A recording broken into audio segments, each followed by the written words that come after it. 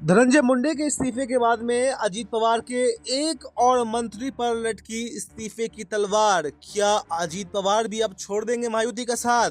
क्या महाराष्ट्र में होने वाला है बड़ा खेल? जी हाँ, नमस्कार। नेक्स्ट 9 न्यूज पर आपका बहुत बहुत स्वागत है। धनंजय मुंडे के इस्तीफे के बाद में अब ये सवाल उठने लगे हैं कि सीएम देवेंद्र फडणवीस की कैबिनेट में उनकी जगह आखिर कौन लेने वाला है।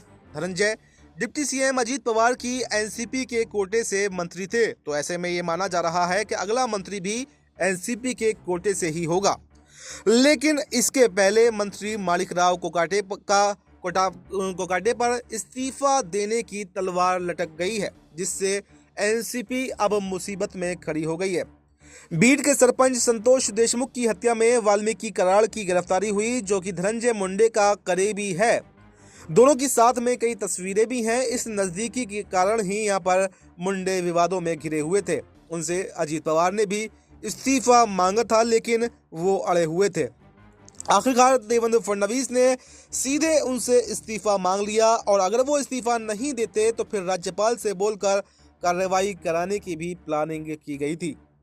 मायावती की सरकार जब बनी थी तो एनसीपी के कोटे से छगन भुजबल को मंत्री नहीं बनाया गया था। उन्होंने इस पर अपनी नाराजगी और दुख दोनों जाहिर किया था, क्योंकि वो एनसीपी के उन नेताओं में रहे हैं जिन्होंने 2023 की बगावत के वक्त शरद पवार की जगह अजीत पवार का दामन थामा था। मंत्रियों के दावेदारों में छगन भुजबल भी शामिल हैं।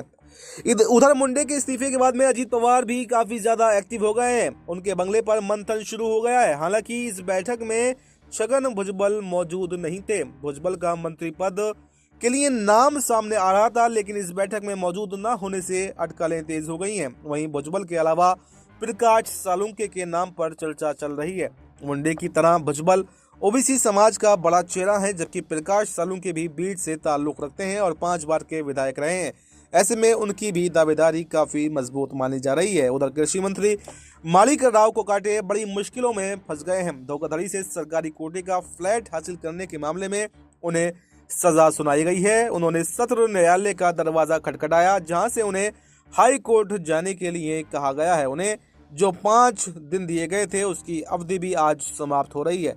कोर्ट के आदेश के कारण उन पर भी अब इस्तीफे का दबाव बन रहा है। तो ऐसे में एक साथ दो मंत्रियों का इस्तीफा कोई बड़े संकेत महाराष्ट्र में दे रहा है। और क्या अब सवाल यह है कि क्या अब अजीत पवार भी मायावती के साथ में बने रहेंगे या फिर नहीं? तो इस पर आपको क्या कुछ कहना है? कमेंट बॉक्स में अपनी राय जरूर दें, और देश दुनिया की तमाम बड़ी खबरों के लिए देखते रहें नेक्स्ट 9 न्यूज।